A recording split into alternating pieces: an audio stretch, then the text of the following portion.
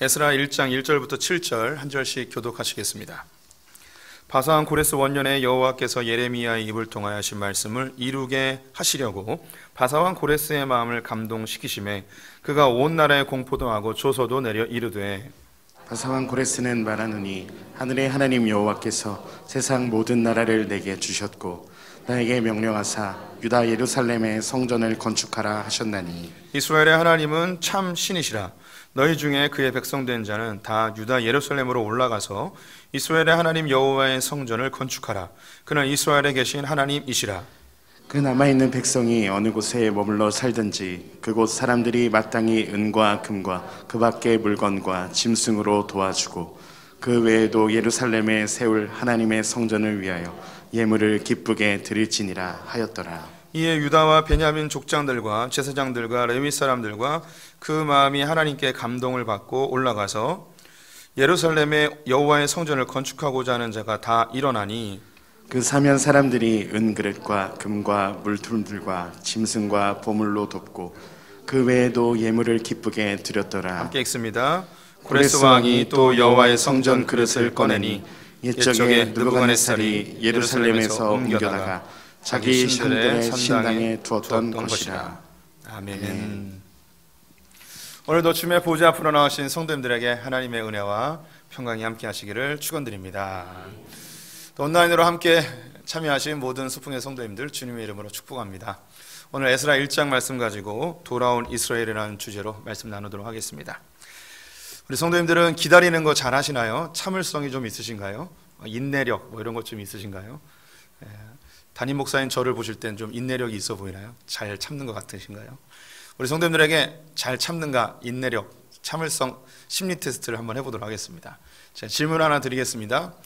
우리 성도님들이 무인도에 홀로 남게 되셨습니다. 다음 동물 중에 제일 먼저 친해질 수 있는 동물이 무엇일까요?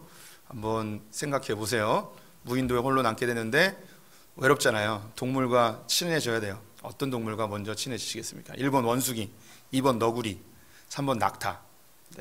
너무 깊이 고민하지 마시고 한번 결정해 보시기 바랍니다. 1, 2, 3, 1, 2부 다 손 들어봤습니다. 나는 원숭이를 택하겠다. 원숭이. 감사합니다.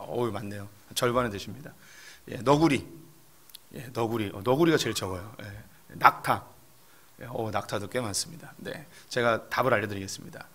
원숭이가 가장 급한 성격이랍니다. 급한 성격. 너구리는 그래도 좀 여유로운 성격이고요. 낙타는 굉장히 여유로운 성격이라고 이야기합니다.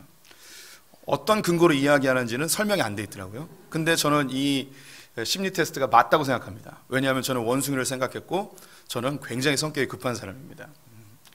제가 성격이 굉장히 급한 것을 떠올렸을 때 기억나는 한 추억이 있는데요. 초등학교 5학년 때라고 생각이 듭니다. 밖에서 놀고 들어왔는데 너무 배가 고팠습니다. 그때 저희 어머니는 아버지와 조그만 가게를 운영하고 계셨는데 물건을 정리하고 있으셨어요. 그래서 제가 어머니에게 밥 좀 달라고 했는데 어머니는 너무 바쁘셔서 밥을 차려줄 수 있는 상황이 안 되었고, 또 옛날에는 전기밥솥도 없어서 밥을 만들어서 주기에도 굉장히 상황적으로 불가능한 때였습니다. 근데 저는 너무 배가 고파가지고 어머니가 조금만 기다려보라고 다 정리한 다음에 밥 차려주겠다고 했는데 못 기다리겠는 거예요. 그래서 막 소리를 지르고 결국은 제가 울게 되었습니다. 엄마 밥 줘! 막 하면서 울었습니다. 그래서 어머니가 달려오더니 등짝을 손바닥으로 팍 내리치시면서 왜 우냐고, 배고픈데 왜 소리 지르고 왜 우냐고, 이 미친놈 하면서 막 때리셨습니다. 그래서 저는 더 울면서 방 구석에 앉아 줄임배를 움켜잡고 흐느끼고 있었습니다. 한참이 지났는데 한 20분쯤 지났을까요? 고소한 냄새가 나기 시작했습니다. 어머니가 이제 새밥은 아니고 이제 그 헌밥으로 계란볶음밥을 하셔서 위에다가 케찹을 뿌려서 저에게 갖다 주셨습니다. 얼마나 맛있던지요. 그래서 저는 계란볶음밥만 먹으면 어머니가 그때 해주셨던 그게 자꾸 생각납니다. 제가 2년 전에 안식을 6개월 하면서 애들에게 밥을 많이 해줬었는데 저의 주 메뉴는 계란볶음밥이었습니다. 애들이 제발 그만 좀 하라고. 우리 성도님들도 혹시 배고프면 못 견디는 분들 계신가요? 지금도 저는 배고프면 잘 못 견뎌요. 아내랑 여러 번 다툰 거의 주 내용 중에 한 가지가 뭐냐면 배고픈데 밥을 제때 안 차려주는 거예요. 밖에서 일하고 들어왔는데 배고픈 상태로 들어왔는데 밥이 안 차려져 있으면 너무 화가 나는 거예요. 우리 성도님들 중에도 배고픈 거 못 견디는 분들이 있죠. 제가 이제 밥에 대한 이야기를 했지만 사실 우리 성도님들의 삶에서 기다리지 못하고 참을성이 없어서 막 분노가 차오르는 분들이 있을 수 있습니다. 운전을 하는데 길이 막혀요. 그럼 너무 화가 나는 분들이 있습니다. 운전을 하는데 내 앞에서 신호등이 딱 바뀌었어요. 기다려야 되잖아요. 너무 화가 나는 분들도 있죠. 근데 음식점에 가서 음식을 시켰는데 내가 생각한 것보다 늦게 나와요. 그럼 너무 화가 나서 못 견뎌서 중간에 나가버리는 분들도 있습니다. 또 아내랑 남편이랑 나들이를 가려고 하는데 남자는 뭐 챙길 게 별로 없으니까 후다닥 해서 주차장에서 시동 켜놓고 아내를 기다리죠. 안 내려오니까 문자합니다. 여보 언제 내려와? 곧 내려갈게. 근데도 한 5분 있어도 안 내려오는 거예요. 전화하죠. 여보 다 됐어. 지금 엘리베이터 앞이야. 그런데 또 5분 지났는데 또 안 오는 거예요. 그러면 남자는 열받아가지고 그냥 혼자 가버리죠. 뭐 이런 일들이 종종 일어납니다. 우리 성도님들의 삶에도 기다리지 못해서 그 분노를 참지 못하고 욱하는 그런 경우들이 종종 일어날 수 있습니다. 제가 이미 언급한 것처럼 저는 참을성이 별로 없습니다. 굉장히 성격이 급하고요. 기다리는 걸 별로 안 좋아합니다. 그래서 맛있는 집을 갔는데 길이 길잖아요. 그럼 저는 그 집 안 갑니다. 그 기다리는 것 자체가 싫어요. 그냥 맛 없어도 빨리 가서 먹을 수 있는 데를 주로 이제 찾아가게 되어지죠. 사람 많은데 잘 안 가요. 왜냐하면 기다려야 되니까. 그런 이제 조급한 성격이 있는데 이런 조급한 성격은 인간관계나 사회생활에 영향을 줄 뿐만 아니라 하나님과의 관계도 굉장히 영향을 주고 있는 것을 알게 됐습니다. 하나님 앞에 내 마음이 너무 조급해서 하나님 이것 좀 제발 해주세요. 금식하며 막 결단 기도하고 작정 기도하고 그랬던 세월들이 너무나 많습니다. 하나님 앞에 너무나 간절히 기도하면 주님이 들어줄 것처럼 하나님을 조종하고 하나님을 협박하고 하나님께 막 분노하고 하나님 내가 뭘 잘못했길래 이거 안 들어주십니까? 그래서 저의 조급함으로 하나님을 닥달했던 경우들이 너무나 많이 있었습니다. 저희 조급함이 하나님과의 관계에도 그대로 적용이 되어진 것이죠. 그러다가 성경 구절 하나를 발견하게 됐는데요. 하나님 잠잠히 기다리라는 성경 구절이요. 시편 37편 말씀을 같이 읽어보도록 하겠습니다. 여호와 앞에 잠잠하고 참고 기다리라. 자기 길이 형통하며 악한 죄를 이루는 자 때문에 불평하지 말지어다. 분을 그치고 노를 버리며 불평하지 말라. 오히려 악을 만들 뿐이라.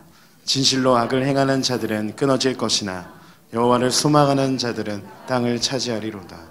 성경에는 잠잠히 기다리라는 말씀이 많이 나옵니다. 인내라는 말도 많이 나오죠. 참으라는 말도 많이 나옵니다. 이 참으라는 주요 이유 중에 한 가지가 분노로 인하여서 악한 길로 빠질 수 있다는 거예요. 사실 우리는 기다리지 못하면 빠른 길을 선택하느냐고 죄를 짓거나 편법을 쓰거나 할 때도 있습니다. 또 기다리지 못해서 좋은 기회를 놓치는 경우도 있고 기다리지 못해서 자세히 살피지 아니하여서 큰 실수를 범하는 경우들도 많이 있습니다. 또한 하나님께서는 이 하나님 앞에서 잠잠히 기다리는 자, 하나님께 소망을 두고 기다리는 자에게 땅을 주신다고 합니다. 이 땅은 구약의 언어로 표현한다면 복이라는 단어이고 혹은 하나님의 나라, 구원까지도 확장되어질 수 있습니다. 하나님 앞에 잠잠히 기다리는 자들, 하나님께 소망을 두고 잘 인내하는 자들에게는 하나님의 나라와 복과 구원까지 선물해 주겠다고 이렇게 이야기를 하고 있습니다. 우리는 우리의 마음대로 안 되면 분노가 차오르고 또 이것을 빨리 해결하고 싶어하는 그 조급증이 우리에게 다가오죠. 그러다가 편법을 쓰거나 죄를 짓거나 그릇된 길을 갈 때도 있습니다. 큰 돌이킬 수 없는 사고를 초래하는 경우들도 있습니다. 교회에 종종 경찰관들이 찾아올 때가 있습니다. 몇 번의 그 방문들이 있었는데 제가 방문받았던 것 중에 한 2번의 경우가 경찰관들이 와서 새벽기도 때 성도님들 무단횡단 좀 하지 않도록 좀 그 이야기 좀 해달라는 거예요. 근데 이게 왜 오냐? 그 주간에 새벽기도 가다가 누군가 죽은 거죠. 우리 동네에서. 그래서 우리 그 성도님들 중에 이 횡단보도에 이 파란색이 안 켜지면 이걸 못 견디는 거예요. 그래서 무단횡단에서 돌이킬 수 없는 상황에 처해지는 분들도 있을 수 있죠. 이 기다림이라는 게 너무나 소중하고 가치 있는 것인데 우리가 이것을 잘 지키지 않아서 많은 것을 잃어버릴 때도 있습니다. 근데 사실 성경에 보면은 기다림의 가치를 굉장히 높이 살 뿐만 아니라 믿음 자체가 기다림으로 표현되는 경우들도 많습니다. 어쩌면 믿음은 그냥 기다림인 것 같아요. 그냥 무작정 기다린다는 그런 의미가 아니고 하나님께서 약속하신 것을 바라보며 소망하며 기다리는 거죠. 하나님이 하실 것을 신뢰하고 기다리는 거예요. 내가 원하는 시기에 내가 원하는 방법으로 이루어지는 것이 아니고 하나님의 뜻대로 하나님의 방법으로 이루어질 것을 신뢰하고 하나님을 신뢰하고 하나님의 뜻이 이루어지도록 기다리는 거예요. 이게 진짜 믿음이라는 것이죠. 성경의 인물들은 기다림의 도사들이었습니다. 제가 퀴즈 내볼게요. 답은 안 하셔도 되고 머리로 한번 생각해 보세요. 성도님들, 아브라함이 자녀를 낳을 것이라고 약속을 받았습니다. 몇 년을 기다렸습니까? 네, 다 이 정도는 아시죠? 25년 기다렸죠. 이삭은 잘 모르시는 분들이 많아요. 이삭을 결혼하고 얼마 있다가 자녀를 얻었을까요? 20년 기다렸습니다. 그의 아들 야곱은 형을 피해서 하란으로 도망가였고, 베델에서 주님께서 안전하게 돌아올 것을 약속하셨는데 얼마 있다 돌아오게 되었냐면 무려 20년 있다 돌아오게 됩니다. 또 야곱의 아들 요셉도 형들에 의하여 애굽으로 팔려갔는데 하나님께서 꿈을 주셨죠. 그의 가족들이 자기 앞에 머리를 숙이는 것에 대한 그런 비전을 주셨습니다. 이 비전 가지고 기다리는데 얼마를 기다리느냐? 그것도 20년을 기다렸습니다. 성경의 인물들은요, 보통 한번 기도하고 기다리면 한 10년, 20년은 기다리는 것 같아요. 우리 성도님들은 한 1, 2년 기도했는데 오래 기도했다고 이야기하지 마세요. 적어도 한 10년은 기도해야지 오래 기도했습니다 라고 명함이라도 내밀 수 있지 않을까 싶습니다. 성경은 우리에게 믿음은 기다림이라는 것으로 우리에게 각인시켜 주는 것 같습니다. 그냥 막연한 기다림이 아니고 하나님의 말씀을 근거로 한 기다림, 하나님을 신뢰로 한 기다림을 이야기하고 있는 것이죠. 오늘 본문은요, 이스라엘 백성들이 바벨론의 포로로 끌려간 이후에 70년 만에 돌아오게 되는 이야기입니다. 70년의 세월, 결코 짧지 않죠. 바벨론에 의해서 이스라엘이 멸망을 받게 되었는데요. 이 바벨론은 페르시아에 의해서 멸망당하고 페르시아의 황제 고레스가 이스라엘 백성들을 돌아가라고 이야기합니다. 그들은 바벨론의 포로 생활 속에서 하나님이 자신들을 고향으로 돌려보낼 것이라는 하나님의 약속, 말씀을 붙들고 70년을 기다렸습니다. 605년, 기원전 605년에 느부갓네살이 처음 남유다를 공격하고 포로로 끌고 가게 됐는데요. 이 1차 포로 안에 우리가 잘 알고 있는 다니엘과 세 친구가 거기에 포함이 되어 있어요. 그리고 오늘 그 처음으로 예루살렘으로 돌아오는 그 사람들이 기원적 538년입니다. 그래서 거의 한 70여 년이 지나서 3차 포로로 끌려간 사람들은 한 4, 50년이 지나서 고향으로 돌아오게 된 거예요. 그들이 붙들고 있었던 하나님의 약속, 그들이 기다릴 수 있었던 근거가 되는 말씀을 한번 함께 읽어보도록 하겠습니다. 예레미야 29장 말씀입니다. 함께 읽습니다.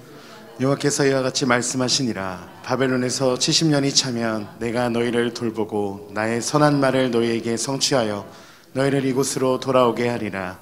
여호와의 말씀이니라. 너희를 향한 나의 생각을 내가 아나니 평안이요 재앙이 아니니라. 너희에게 미래와 희망을 주는 것이니라. 아멘. 예레미야를 통하여서 이스라엘 백성들에게 70년 후에 고향으로 돌아올 것을 약속하셨습니다. 하나님은 남유다에게 바벨론에 항복하고 그들에게 포로로 끌려가고 나라가 멸망할지라도 두려워하지 말라고 이야기하겠죠. 이 과정은 우상으로 가득한 이 가나안 땅을 기경하고 죄악으로 가득했던 이스라엘 민족들을 정결케 하여 새로운 이스라엘을 만들기 위한 과정이라는 거예요. 그들은 나라가 멸망하니까 이것은 징계이고 심판이라고 생각했지만 하나님은 그들을 새롭게 하고자 하는 미래와 희망을 계획하고 계셨습니다. 두려워하지 말라는 거예요. 너희들 바벨론 포로로 끌려갈지라도 70년 후에는 반드시 돌아온다는 약속을 붙들고 기다렸던 것이죠. 70년을 기다린다는 거 참 쉽지는 않습니다. 그럼 70년 동안 뭐 해야 될까요? 포로로 끌려갔는데 그곳에서 뭐 하면 좋을까요? 이건 우리로 표현한다면 일제시대 때 강제 노역으로 일본으로 끌려가 온갖 고생을 하고 그곳에 머물러 살게 되어지는 그분들입니다. 언제 해방이 될지 모르는 상황 속에 어떻게 살아야 되는가? 어떤 부류는 낙심하고 그 마음속에 실망하여서 인생을 완전히 포기한 사람처럼 사는 사람들이 있었을 것입니다. 또 너무 스트레스 받아서 술로 지새는 사람들이 있었을 것이고 또 뭔가 그 정의감이 불타는 사람들은 독립운동을 하기 위하여 분투하는 사람들이 있었겠죠. 그런데 이 바벨론의 포로로 끌려간 이스라엘 백성들에게 하나님께서는 더불어서 70년 만에 돌아온다는 이야기와 더불어 어떻게 그곳에서 70년 동안 살아야 되는지도 알려주셨어요. 그 말씀이 29장 4절에서 6절까지 있는데요. 같이 읽어보겠습니다. 만군의 여호와 이스라엘의 하나님께서 예루살렘에서 바벨론으로 사로잡혀가게 한 모든 포로에게 이와 같이 말씀하시니라. 너희는 집을 짓고 거기서 살며 텃밭을 만들고 그 열매를 먹으라. 아내를 맞이하여 자녀를 낳으며 너희 아들이 아내를 맞이하여 너희 딸이 남편을 맞아 그들로 자녀를 낳게 하여 너희가 거기서 범성하고 줄어들지 아니하게 하라. 바벨론의 포로로 끌려가는 이스라엘 백성들에게 하나님은 예레미야를 통하여서 그곳에 가면 집도 짓고 텃밭도 일구어서 열매를 맺고 그것을 먹고 살으라는 거예요. 그리고 결혼도 하고 자녀도 낳고 너희의 숫자가 줄어들지 아니하고 오히려 번성할 수 있도록 애쓰라는 거예요. 충성하라는 거예요. 최선을 다하라는 것이죠. 그 밑으로 더 읽게 되어지면 그 성읍을 위해서 기도하고 바벨론을 위해서 기도하라고 이야기하고 있습니다. 도저히 어쩌면 이해되지 않는 부분이죠. 포로로 끌려갔는데 자기의 부모님을 처참하게 죽인 사람들에 의하여 끌려가 그곳에서 최선을 다하고 충성스럽게 그 성읍과 나라를 위해 기도하며 살라. 이게 좀 받아들이기 쉽지 않은 일입니다. 그런데 성경은 이것을 요구하고 있어요. 그 땅을 위해 기도하고 그곳에서 충성스럽게, 어찌 보면 너무나 평범한 삶이지만 너희들이 마땅히 해야 될 것, 당연히 해야 될 것을 그곳에서 하면서 하나님이 하실 일을 기다리라고 하는 거예요. 그들은 독립을 위하여 혹은 고향으로 돌아가기 위해서 어떤 행동도 할 수가 없었습니다. 그들이 저항운동을 한다던가 사회를 개혁하려 한다던가 독립운동을 한다던가 이런 거 하나님이 허용하지 않으셨습니다. 그냥 평범하게 당연하고 마땅한 것을 하면서 하나님이 하실 것을 소망하며 기다리라고 이야기하고 있습니다. 그런데 놀라운 일이 벌어지죠. 고레스를 통하여서 이스라엘 백성이 진짜 70년 만에 고향으로 돌아오게 되었습니다. 이게 성경 전체에 흐르고 있는 굉장히 중요한 성경적 원리인데요. 하나님은 우리에게 인간으로서, 하나님의 자녀로서 마땅히 해야 될 일을 알려주십니다. 그러면서 한 가지 더 이야기하시는데 너희는 너희 일을 하래요. 하나님은 역사의 이면에서 하나님이 역사의 통치자이시기 때문에 하나님의 일을 해나가겠다는 거예요. 하나님은 우리에게 우리가 살아가고 있는 이 삶의 현장에서 우리가 해야 될 거 알려주세요. 그리고 우리가 하지 못하는 더 큰 일에 대해서는 역사의 이면에서 운행하고 계신 하나님께서 하나님의 일을 하시겠다는 거죠. 성경에 나오는 이러한 하나님의 원리가 보여지는 아주 좋은 장면 하나가 더 있는데요. 그것은 요셉의 이야기입니다. 하나님이 요셉을 통하여 하고자 하는 목적이 있었습니다. 기근의 시대에 이스라엘 백성들을 구원하여 애굽 땅에서 번성케 하고자 하는 하나님의 계획이 있으셨죠. 그러나 이 요셉이 형들에 의하여 애굽에 팔려가게 되었습니다. 애굽으로 팔려간 요셉은 보디발의 집에서 허드렛 일을 하며 종생활을 하게 되어지죠. 그 전까지 그는 채색 옷을 입고 한 부족의 왕자로서 아주 곱게 자라고 있었습니다.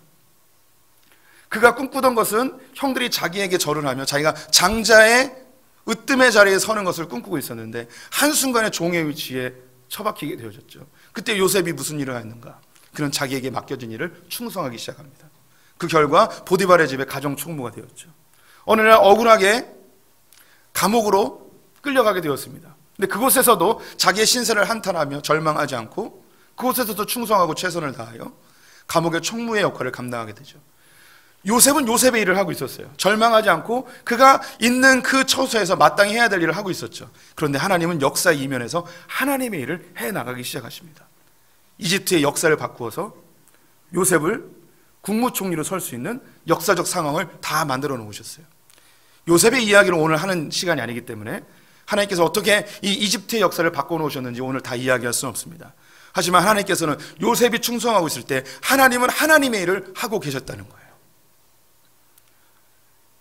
이스라엘 백성들이 바벨론의 포로로 끌려가 70년 동안 집을 짓고 텃밭을 가꾸며 결혼하여 자녀를 낳으며 번성하고 그 성읍을 위하여 기도하였던 그 증거가 어디 있는가? 성경에 나오는 다니엘, 포로로 끌려가 그는 놀랍게도 국무총리가 되어집니다. 그리고 그의 세 친구들은 요즘 이야기로 한다면 도지사가 돼요. 또 오늘 본문에 나와 있는 이 에스라, 그 다음에 느헤미야 같은 경우는 페르시아 제국이긴 하지만 그들이 고위 관리가 되어집니다. 느헤미야는 그의 직분이 나와 있습니다. 술 맡은 관원이었습니다. 국정 강요가 된 거예요. 왕 앞에 나가서 아련하여 이야기할 수 있는 위치까지 올라간 것입니다. 스룹바벨이 또 등장하는데 그는 유다의 총독으로 옵니다. 상당히 높은 지위가 된 것이죠. 더 놀라운 것은 에스더라는 여인은 페르시아 제국의 왕비의 자리까지 오르게 되어지죠. 식민지로 포로로 끌려왔는데 그들은 그곳에서도 충성되게 살며 그들의 정체성을 잃지 않고 그것을 위하여 기도하며 그것의 한 일원이 되어서 충성스럽게 때로는 평범하게 그렇게 살아가고 있었는데 하나님은 역사를 바꿔서 고레스를 왕으로 세워 그들을 고향으로 돌려보내게 하십니다. 그럼 여기서 역사의 이면 속에서 하나님이 어떤 일을 하셨는지 이 바벨론과 페르시아의 멸망의 과정, 이것을 잠깐 설명해 드리겠습니다. 고대의 자료들이기 때문에 역사적 자료가 완벽하게 남아있지 않지만 어떻게 이 페르시아가 바벨론을 정복하였는지 크게 두 가지의 의견이 있습니다. 그 중에 제가 한 가지를 이야기해 드리도록 하겠습니다. 먼저 1절과 2절을 같이 읽어보도록 하겠습니다. 바사왕 고레스 원년에 여호와께서 예레미야의 입을 통하여 하신 말씀을 이루게 하시려고 바사왕 고레스의 마음을 감동시키심에 그가 온 나라에 공포도 하고 조서도 내려 이르되 바사왕 고레스는 말하노니 하늘의 하나님 여호와께서 세상 모든 나라를 내게 주셨고 나에게 명령하사 유다 예루살렘의 성전을 건축하라 하셨나니. 에스라의 기자는 고레스의 마음을 하나님께서 감동시켜서 이스라엘 백성들을 예루살렘으로 돌아가 성전을 지을 수 있게끔 해주셨다고 합니다. 고레스가 명령을 내렸지만 그 이면에서 역사의 이면에서 역사하셨던 분은 하나님이시라고 선언을 하고 있었죠. 고레스는 페르시아 제국을 일으킨 위대한 왕입니다. 이 페르시아는 오늘날의 이란 지역이거든요. 그래서 이란 사람들은 고레스를 그들의 건국의 아버지로 생각을 하고 있습니다. 이 페르시아는 거대 제국을 만들었고요. 터키 지중해부터 인도까지 엄청난 큰 제국을 만들게 되었습니다. 이 고레스는 교육, 법률, 정치, 문화, 예술 다양한 방면에 엄청난 유산들을 남긴 아주 위대한 왕입니다. 페르시아를 정복한 헬라 제국의 알렉산더 대왕이 이 페르시아에 도착했을 때 고레스의 무덤을 가서 자기 겉옷을 벗어서 그 위에 덮어주었습니다. 그리고 이 고레스의 무덤을 더 아름답게 다시 재건하도록 명령할 만큼 고레스를 알렉산더는 굉장히 존경하였고 위대한 왕으로 추앙할 정도로 그렇게 사모하였던 왕이었습니다. 지도를 하나 보여드리면 원래 페르시아는 그렇게 큰 성읍이 아닙니다. 안샨이라는 그 도시 국가로 시작을 했는데요. 안산이 아니고 안샨이라는 도시예요. 상대적으로 그 옆에 있었던 이제 메소포타미아, 성경에서는 이제 메데라고 되어 있는데요. 메소포타미아가 훨씬 더 큰 나라였습니다. 그런데 밑에 있는 이 바벨론이 점점 강성해지면서 메소포타미아 왕이었던 다리오가 굉장히 신경이 쓰였습니다. 굉장히 그 나라를 견제하고 어떻게 하면 막을 수 있을까 고민을 하고 있었는데 한 가지 방법으로 생각한 게 뭐냐면 이 페르시아, 성경에는 바사라고 돼 있죠. 이 페르시아와 메소포타미아가 연맹을 맺으면 좀 힘을 합해서 저항할 수 있겠다 생각을 했습니다. 그래서 방법으로 결혼을 시킵니다. 다리오의 딸과 그리고 페르시아의 왕자였던 고레스와 결혼을 시키죠. 사위가 된 거예요. 그래서 이제 서로 연합하여서 바벨론을 저항하려고 했는데 이 다리오 왕이 고레스를 보고서 그냥 농담반 진담반으로 이런 이야기를 한 거예요. 저 바벨론 때문에 골치가 아프다고, 저 바벨론을 좀 누가 없애줬으면 좋겠다고. 그러면서 사위도 너 좀 전쟁도 잘하고 싸움도 잘하니까 저 바벨론 한번 없애주면 안 되겠냐? 그럼 네가 만약에 이 바벨론을 없애면 이 우리 메소포타미아를 다 너에게 줘버릴게. 막 이렇게 농담반 진담반을 했습니다. 근데 이 고레스가 젊은 나이에 국제 정세를 잘 몰랐던 거예요. 바벨론이 얼마나 강대하고 얼마나 큰 나라인지 모르고 아버님 나라를 주인다니 제가 한번 싸워보죠. 제 동네에서 좀 주먹 좀 쓰는데 한번 해보죠. 이렇게 해서 이렇게 하는 거예요. 그랬더니 그 다리오 왕이 그래? 너 정말 싸워볼래? 그러면서 내가 이제 지원해 줄 테니까 한번 싸워보라고. 이 고레스는 정말 국제 정세를 모르고 군인도 많이 데리고 가지 않고요. 자기 나라에서 이제 그 소수의 군인들만 데리고 나가서 바벨론과 싸우러 간 겁니다. 정말 뭐 골리앗과 다윗의 전쟁처럼 그 큰 바위에 계란을 던지는 식으로 그냥 전쟁에 나간 거예요. 정말 아무것도 모르고. 그런데 놀라운 일이 벌어졌습니다. 국경지대에 있는 성읍부터 하나씩 전쟁을 해 나가는데 전쟁을 하려고 하는데 그 성읍에 있었던 사람들이 문을 활짝 열어주며 환영을 하기 시작하는 거예요. 이게 신기한 거죠. 전쟁을 조금 하고 있으면 문을 활짝 열고 들어오라고. 식량을 제공할 뿐만 아니라 그 성읍에 있었던 사람들이 우리도 고레스 당신과 함께 전쟁에 참여하겠다고, 바벨론과 싸우겠다고. 한 성읍만이 아니라 여러 성읍들이 이런 일이 발생하는 거예요. 왜 이런 일이 발생했는가? 바벨론이 시간이 점점 지나면서 폭정으로 국민들의 불만이 점점 차오르고 다 식민지로 삼았잖아요. 그들에게 세금을 걷어들이고 전쟁에 차춘하고 이런 그 바벨론의 폭정 때문에 그 불만이 점점 차오르니까 고레스가 딱 나타나자 이게 아니나 다를까 당신이 이 바벨론을 없애주고 우리가 당신 나라에 가고 싶습니다 하면서 다 문을 열어주게 되었습니다.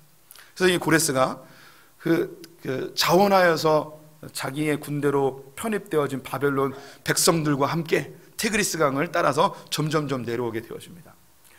바벨론을 복원한 그림 하나 보여드릴게요. 바벨론 성은요, 정말 그 어떤 군대도 쳐부술 수 없는 엄청난 대단한 성이었습니다. 성벽이 높이가 짧은 데는 10m, 높은 데는 20m쯤 됩니다. 전차들 4대가 다닐 수 있었고요. 바늘 하나도 들어가지 않을 만큼 그 성벽을 완전히 완벽하게 만들었습니다. 거기에다가 해자라고 하는데요, 티그리스 강의 물줄기를 꺾어가지고 성 전체에 물이 흐르도록 하였습니다. 그래서 군인들이 넘어올 수 없는 거예요. 다리가 하나 있는데 이 다리만 걷어들이면 그 어떤 누구도 이 해자를 건너서 10m, 20m 되는 성벽을 기어오를 수가 없는 상황이었습니다. 고레스는 이 바벨성이 내려다 보이는 언덕 위에 진을 치고 이 바벨성과 싸움을 준비하고 있었습니다. 그런데 고레스가 지혜를 썼어요. 자기 군대의 일부를 티그리스강 상류에다가 주둔시켰습니다. 그들에게 은밀하게 명령을 하나 했죠. 너희들이 지금부터 물을 막아라. 그럼 물을 막으면 해자에 있는 물이 점점 줄어들어서 그들이 건너갈 수 있게 되는 거예요. 그래서 물이 줄어드는 때를 보고 건너갈 수 있을 때쯤 되어서 공격하려고 준비하고 있었던 것이죠. 그래서 점점점 시간이 지나는데 이 바벨 성에 있었던, 그때 이제 벨사살 왕인데, 이게 다니엘서에 잘 나와 있어요. 고레스가 쳐들어온 걸 보면서 너무 가소로웠습니다. 거대 제국의 이 바벨론에 도시국가 정도 되어지는 고레스가 찾아와가지고 전쟁을 한다니, 이건 정말 그 하룻강아지 법무서운 줄 모르고 덤비는 거죠. 그래서 어떤 일을 벌이냐면 전국에 있는, 전 지역에 있는 자기의 지휘관들을 다 부릅니다. 그리고 거기서 술잔치를 벌려요. 이것은 과시하는 거죠. 너희들이 아무리 우리를 도전하려 해도, 우리 이렇게 술을 마시면서 아무 방비를 안 해도 이 성 자체가 우리를 보호해 줄 것이라는 그런 교만한 마음으로 술잔치를 벌이게 되어집니다. 그때 티리스 강이 막히게 됩니다. 물이 점점 줄어들기 시작합니다. 그런데 물이 줄어들어도 들어갈 구멍이 없는 거예요. 그런데 간헐적인 전쟁을 하다가 말 한 마리가 죽어서 이 해자에 빠지게 됐어요. 피가 쫙 퍼지겠죠. 쫙 퍼지는데 물을 보니까 이 피가 성벽 안으로 미세하게 스며드는 걸 보게 됐어요. 저기가 뭘까? 그래서 살펴봤더니 그곳이 성 안에 있는 똥과 오줌을 배출하는 구멍이었던 거예요. 그래서 부하들에게 너희들 중에 제일 먼저 들어가 성문을 여는 자에게 큰 상금을 주겠다. 그래서 이름 모를 한 군병이 그 똥통으로 들어가서 똥습관으로 나와서 문을 열게 되었습니다. 문을 열고 고레스의 군대가 싹 들어갔는데, 아니나 다를까 다 술에 취하여서 모든 지휘관과 왕궁에 있었던 모든 신하들이 다 널브러져 있는 거예요. 그 자리에서 다 죽여버렸습니다. 제가 거기다 날짜를 썼죠. 기원전 538년 10월 12일. 날짜가 아예 정해져 있어요. 다니엘서에 보면 하루아침에 바벨론이 멸망할 거라고 했는데, 실제로 10월 12일에 하루아침에 눈을 떴는데 왕이 바뀌어져 버리고 나라가 바뀌어져 버린 거예요. 너무나 놀라운 일이 발생하게 된 것이죠. 고레스도 놀랐어요. 어떻게 이런 일이 벌어질 수 있는가? 가는 곳마다 성읍의 사람들이 다 자신들에게 성문을 열어주고 군대에 자원하여주고, 바벨성에 그 누구도 들어갈 수 없었던 이 바벨성에 들어갔는데 모두가 다 술 취해 있고 한순간에 왕을 비롯해서 모두를 다 처단하고 나라를 얻어버린 고레스가 무슨 생각을 했는가? 이거는 내가 한 게 아니다. 하늘이 도왔다. 신이 도왔다. 생각을 한 거예요. 여기서 신은 하나님이 아니고 자기네 신인 거죠. 그래서 그의 마음속에 신이 날 도왔기 때문에 이 은혜를 좀 베풀어야겠다 생각하는 거예요. 무엇보다도 자신에게 성문을 열어줬던 그 많은 타민족 국가들을 배려해주고 싶은 마음에 융화 정책을 쓰게 됩니다. 그 중에 한 가지가 그들이 믿고 있었던 종교와 신을 섬기게 하여줬고, 그들의 신전에서 예배할 수 있게끔 자유를 허락하였습니다. 그 전에는 어떠했는가? 우리가 느부갓네살 신상 만들고 절 안 하면 풀무불에 던져서 불태워 죽이고 이거 있었잖아요. 바벨론은 자신들의 신을 모든 피지배 국가들에게 일괄적으로 섬기게 하였습니다. 근데 고레스는 종교의 자유를 줬죠. 그 중에 한 일환으로 이 이스라엘 백성들이 본국으로 돌아가 성전을 짓게끔 한 거예요. 다른 나라들은 신전을 자기들이 거하는 곳에다 아무데나 다 졌어요. 여러 개를 졌죠. 몇백 개를 졌어요. 그런데 이스라엘은 신기한 게 다른 곳에다 신전을 짓지 않아요. 하나님은 예루살렘만 계신 분이라고 예루살렘에다가 성전을 지어야 된다고 이야기하는 거예요. 그럼 너희들은, 다른 민족들은 살고 있는 곳에 신전을 짓지만 너희들은 예루살렘에 지어야 한다니 너희들은 가라. 내가 조서를 써주겠다. 너희들이 가는 곳에 그 누구도 방해할 수 없고 너희들에게 필요한 모든 물품들을 그 지역에 있는 사람들이 도와줄 수 있도록 내가 다 조치를 해주겠다. 그래서 가게 된 거예요. 신기하지 않습니까? 이스라엘 백성들은 자기들이 70년 동안 하나님이 명령하신 집 짓고 텃밭을 가꾸고 결혼하고 아기 낳고 그냥 평범하게 살았어요. 자기들이 해야 될 일을 했어요. 그 나라를 위해서, 그 성금을 위해서 기도하였을 뿐, 그들이 독립하기 위해서 그 어떤 일도 하지 않았는데 역사의 이면에서 역사를 주관하신 하나님께서 하나님의 일을 해나가고 있었습니다. 뭐 이런 얘기하면 목사님 꾸며내는 얘기 아니야? 뭐 이렇게 생각하는 분들이 있어요. 증거를 보여드릴게요. 이건 고레스의 원통 인장이라고 하는 건데요. 그 페르시아 지역, 바벨론 지역은 흙이 많아서요. 흙으로 구워서 여기다가 기록을 해요. 비석 같은 거죠. 여기에 이제 뭐가 기록되어 있냐면 이 페르시아에 있는 모든 민족들은 자신들의 종교를 자유롭게 믿을 수 있는 것을 허락한다는 그런 조문이 여기 써 있어요. 이 원본은 대형 박물관에 보관이 되어져 있고 인류 최초의 종교의 자유를 허락한 조문이라고 해서 UN 본부에 모형이 비치가 되어 있습니다. 이 이야기, 에스라 1장에 있는 이 이야기는 만들어진 이야기나 꾸며낸 이야기가 아니고 역사적 사실이고, 역사가들은 이 고레스가 정책을 잘하여서 한 거라고 이야기할 수 있겠지만 성경은 이야기합니다. 하나님께서 역사의 주관자인 그 주님께서 역사를 운행하셨을 뿐만 아니라 고레스의 마음을 감동하여서 이스라엘 백성들을 본국으로 돌아가 성전을 짓게끔 해주고, 느부갓네살이 훔쳐왔던 모든 성전의 기물들까지도 다 이스라엘 손에 들려 돌려보내는 그런 놀라운 역사를 일으켰다고 선언하고 있는 것이죠. 고레스가 이렇게 이스라엘 백성들을 돌려보낸다는 이야기는 이미 고레스가 나타나기 200여 년 전에 이사야에 의해서 이미 선언됐던 내용입니다. 이사야서 44장 말씀 같이 읽어보겠습니다. 기쁨에 대하여는 이르기를 마르라. 내가 내 강물들을 마르게 하리라 하며, 고레스에 대하여는 이르기를 내 목자라. 그가 나의 모든 기쁨을 성취하리라 하며, 예루살렘에 대하여는 이르기를 중건되리라 하며, 성전에 대하여는 내 기초가 놓여지리라 하는 자니라. 고레스가 나타나기 200여 년 전에 이사야에 의해서 이미 선언되었습니다. 바벨론이 어떻게 멸망할 것까지도 이야기가 했어요. 강물이 말라서 바벨론이 멸망하게 된다는 거예요. 그리고 고레스에 의해서 이스라엘 백성이 예루살렘에 돌아와 성전을 다시 짓겠다는 내용이 기록이 되어 있습니다. 그래서 성경의 권위를 인정하지 않는 어떤 학자들은 이 고레스라는 이름이 박혀 있는 걸 보면서 고레스가 나타난 이후에 이사야서가 쓰여졌다고 주장하는 사람들도 있었어요. 합리적으로 이성적으로 그것이 맞다고 생각이 되겠죠.